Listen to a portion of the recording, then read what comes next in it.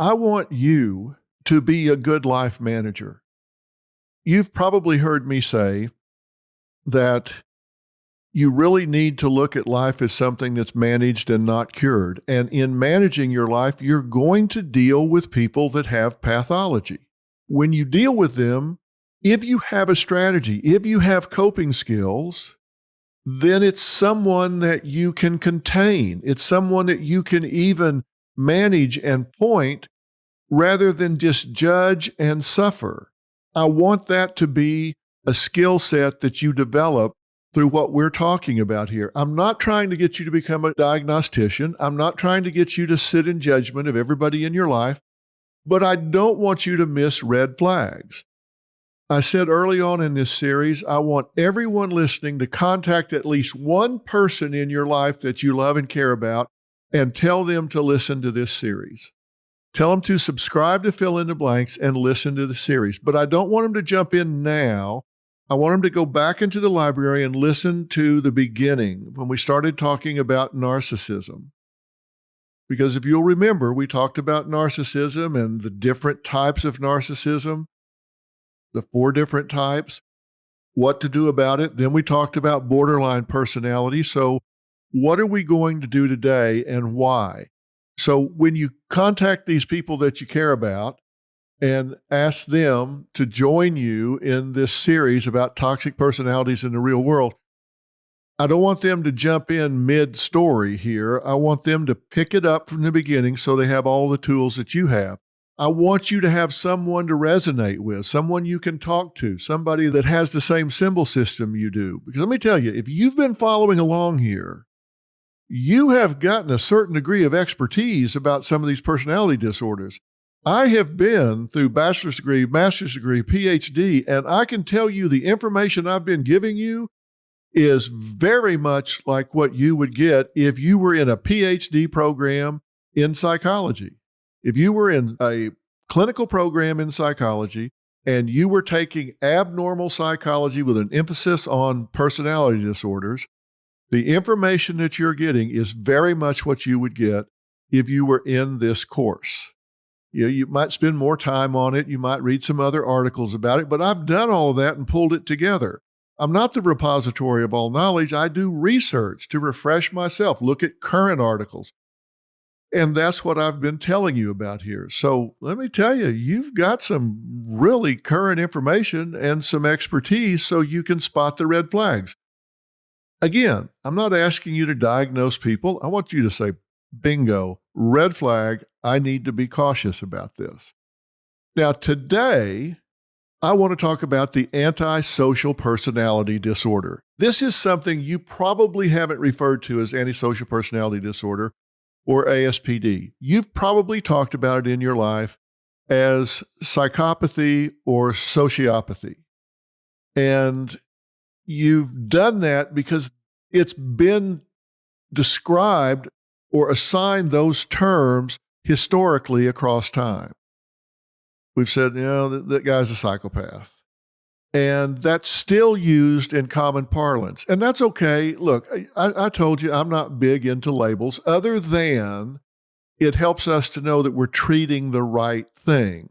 So it's a shorthand for therapists to use between themselves. If you're referring a patient to someone else or a client to someone else, then you can use this shorthand. It's for insurance purposes as well, but I don't really care how you refer to it in your own mind, whether you call it antisocial personality or psychopath or sociopath. Now, there are some slight differences that I'm going to talk about in a little bit, but however you want to think about it, it's okay. We're talking about the granddaddy of personality disorders. This is a pattern of disregarding or violating the rights of others.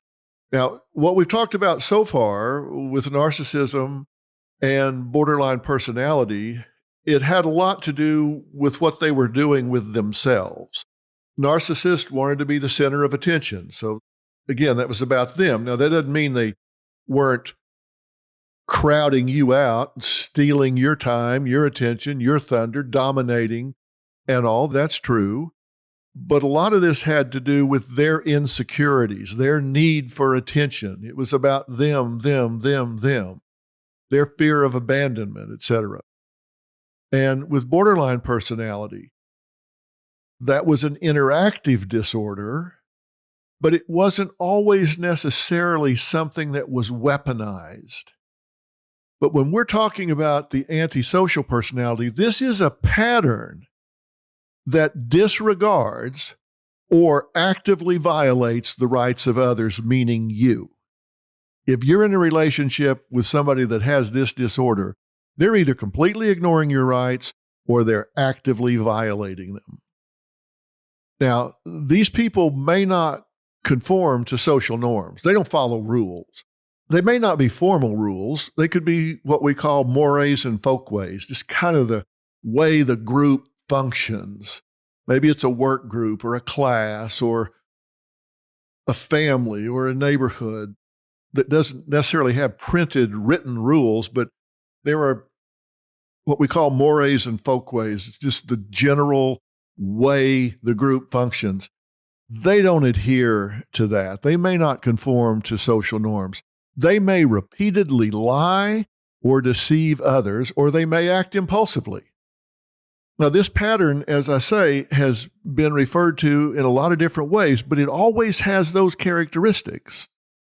And it doesn't always have every one of them every time, but you'll see those things popping up time and again. And listen, this is something that may or may not be diagnosed. I think it is way underdiagnosed. The estimate is we've got about 3.6% of the population that has this diagnosis, but I believe that it is way underdiagnosed because these people don't present for treatment.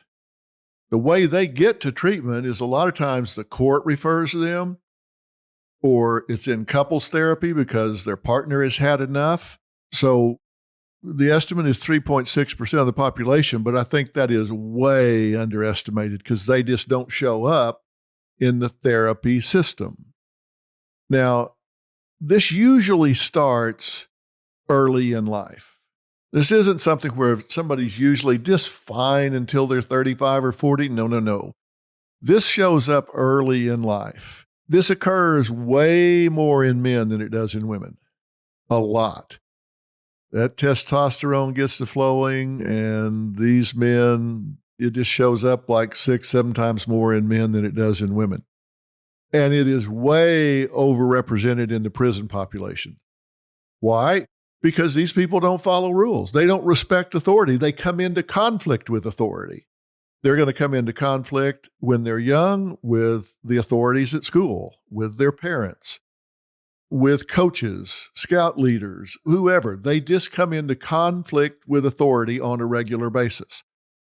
And as they get older, their ability to create bad problems, to create conflict of gravity that has more dire consequences just goes up. So they're overrepresented in the jail and prison population because now the authority they're coming into conflict with are the police. So they don't follow traffic rules. They have a suspended license. They don't care. They're going to drive anyway. They say you're not supposed to drink and drive. They don't care. They're going to do what they want to do. The speed limit says 30. They'll go 60. It doesn't matter. They don't conform to social norms. They're going to do what they want to do because they have a disregard for other people's rights. They're not concerned about hurting someone else. And if they do, they don't feel sorry. They don't feel remorse about it. Now, there's a distinction here. They do know right from wrong. And we'll talk about how that's different from some other disorders here in a minute. It's not that they don't know right from wrong. It's just they don't care. It doesn't bother them to break the rules. They don't have that ability to feel empathy, that ability to feel remorse. So they know right from wrong, but they're going to do what they want to do anyway. They're very selfish people. So what are some characteristics? Let me just describe them to you narratively, but let me click them off. Failure to conform to social norms, deceitfulness, manipulativeness, impulsivity, irritability, and aggressiveness. This is where I say they violate the rights of others. Reckless disregard for the safety of self or others. That's why I said they'll drive drunk, they'll speed at unsafe levels. Irresponsibility.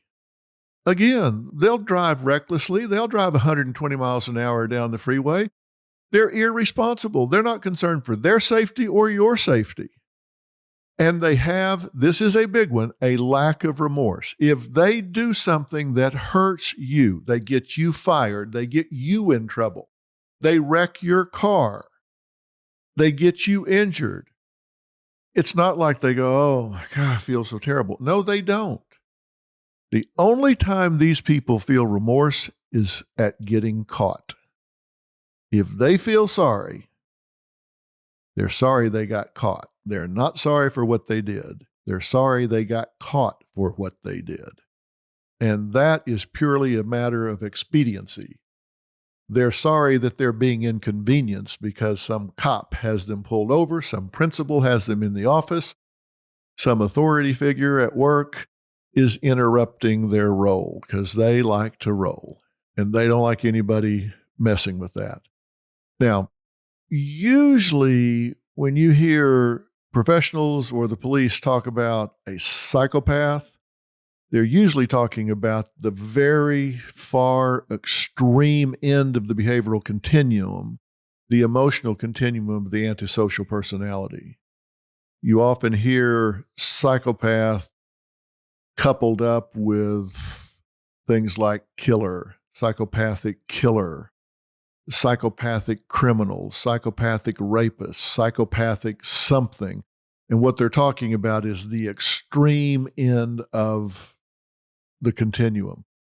Psychopath is usually considered as a modifier for some other conduct that is really considered behavior. So psychopathy shares similar traits with the antisocial personality disorder, but it's considered to be really, really extreme.